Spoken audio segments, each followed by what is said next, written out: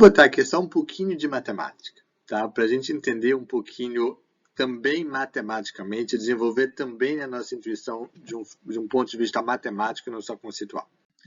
Tá? Vamos pegar essa questão aí da motivação, esse é o, né, é o modelo aí de motivação que a gente vem utilizando até então. Vamos descrever ele de uma forma mais genérica. Onde eu tenho motivação, eu vou ter agora um fator, uma variável latente, eu vou chamar de fator F, tá? E eu vou ter indicadores x1, x2, x3, x4, né? Os meus erros idiosincráticos vão ser E1, E2, E3, E4, e as minhas cargas fatoriais vão ser lambda1, lambda2, lambda3 e lambda4. Show? Então essa vai ser a representação genérica aí do modelo que a gente vinha trabalhando até então. Cada indicador, o valor de cada indicador, ele é composto tanto pela variável latente f, quanto pelo erro idiosincrático, seja lá qual for. Tá? Então, como o indicador ele é composto pela variável latente e pelo erro idiosincrático, eu posso imaginar que o valor desse indicador é um mais o outro, certo? Quase. Não exatamente, porque alguns indicadores têm mais a ver com a variável latente do que outros, né? Às vezes a variável latente afeta mais alguns indicadores do que outros, tá?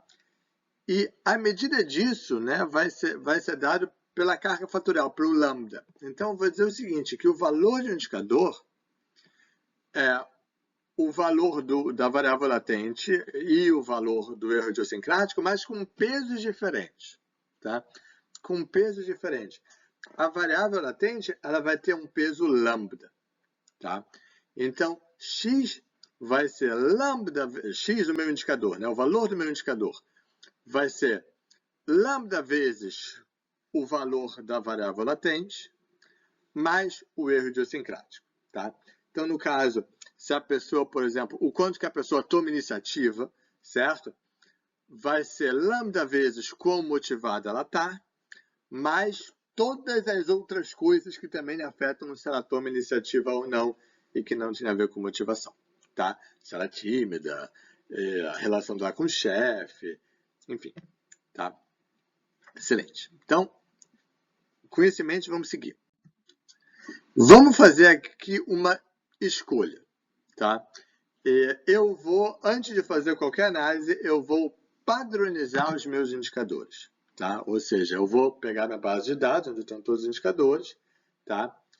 E se os meus indicadores estiverem, por exemplo, de 1 a 5, né, com média, sei lá, 3, eu vou subtrair 3 de todo mundo para a média ficar em 0 e eu vou dividir todo mundo pelo desvio padrão para a variância ficar em 1.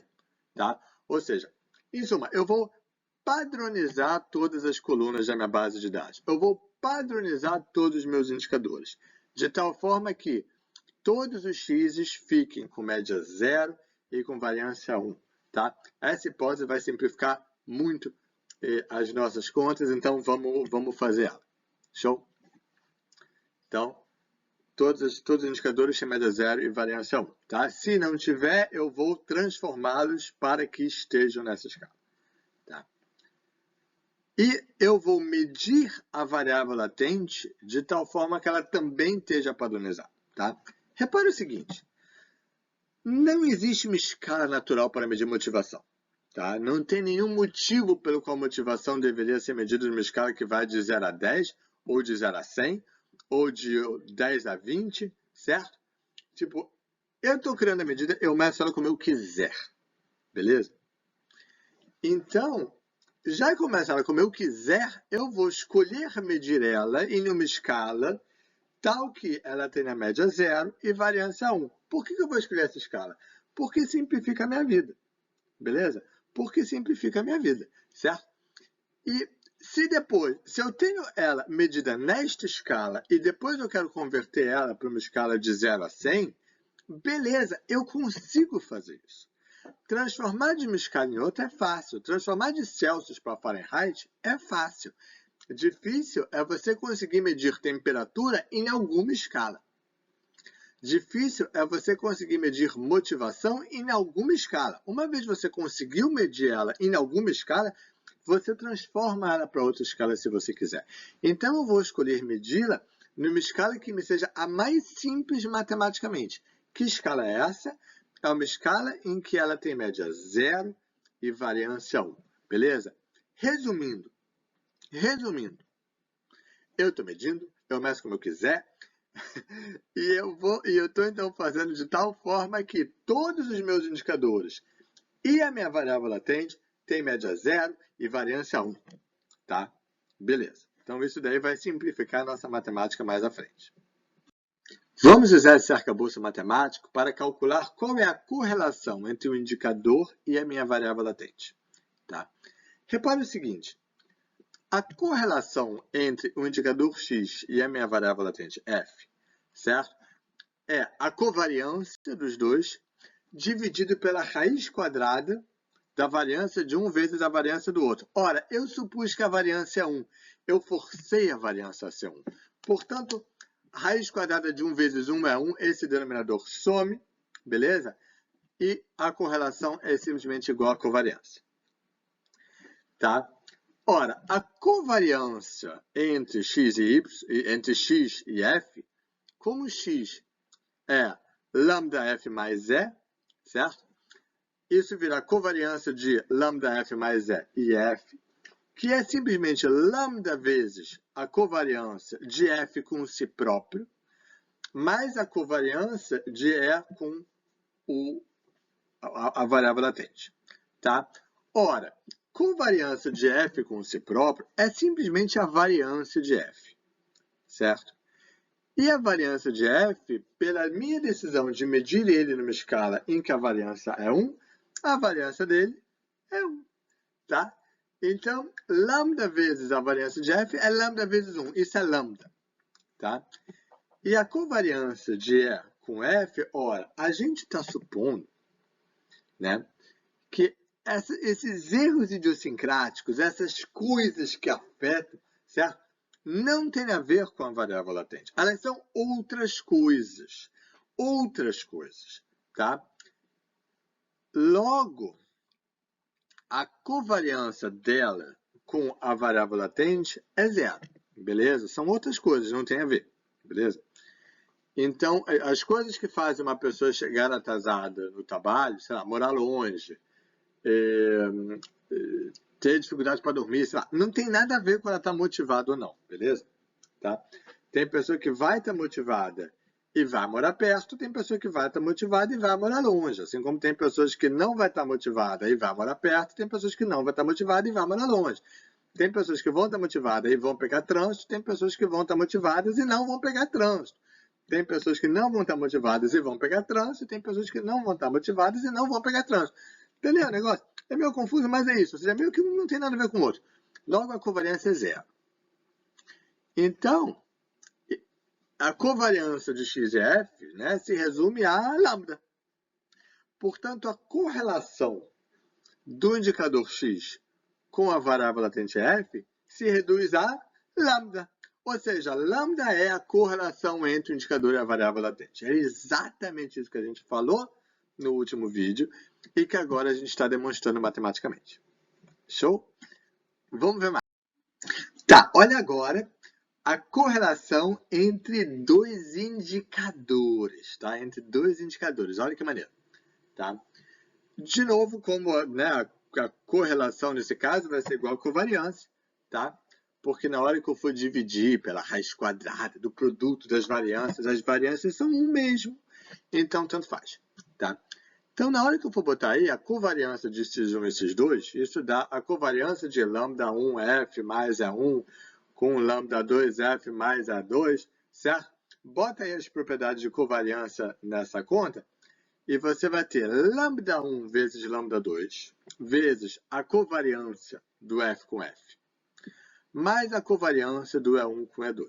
Ora, covariância de f com f, covariância de uma coisa com si próprio é a sua variância. E a variância da variável latente é 1.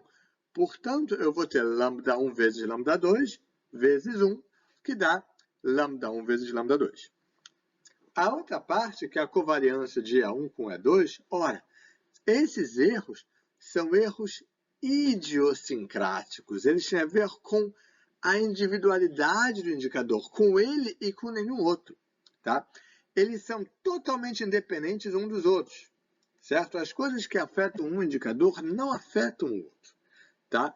Hipótese que a gente está fazendo aqui em análise fatorial. Beleza? Hipótese que a gente está fazendo.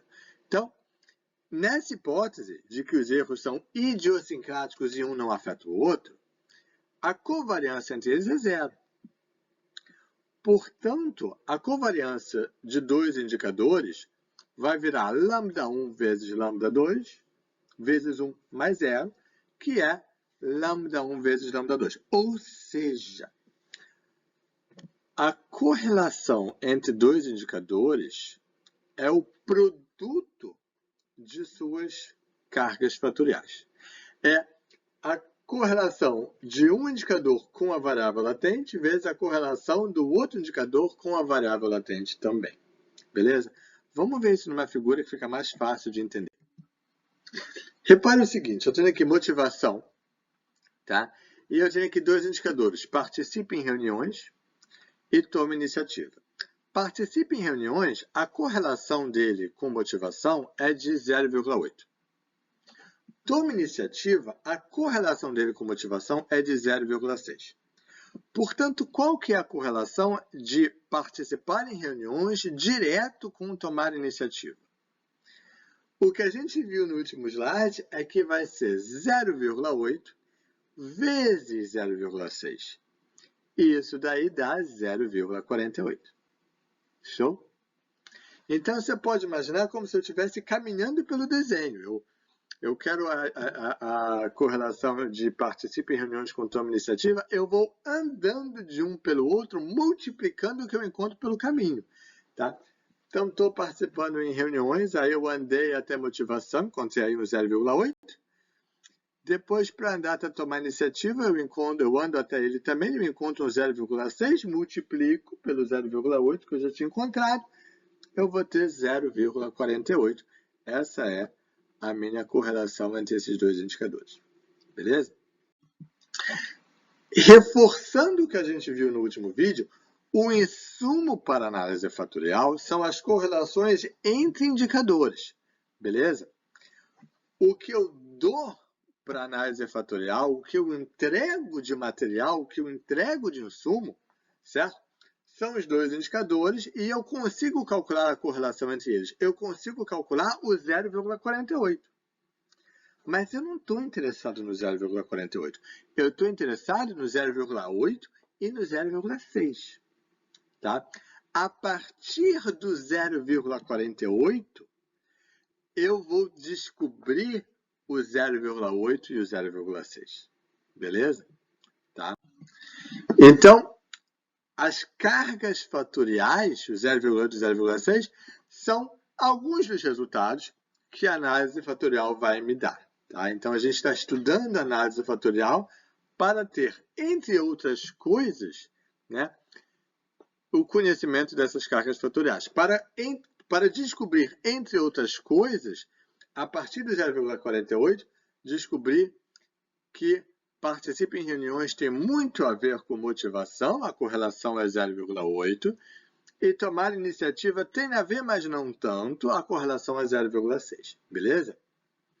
Então, dentre as coisas que a análise fatorial vai me dar, ele vai receber os indicadores, calcular a correlação entre eles, calcular o 0,48 e me retornar um monte de coisa, entre eles o 0,8 e o 0,6, que me servem de medida para, será que esses indicadores estão medindo o que eu gostaria de medir? Né? Quão bem que eles estão medindo o que eu gostaria de medir? Quão bem que eles estão medindo motivação? Tá?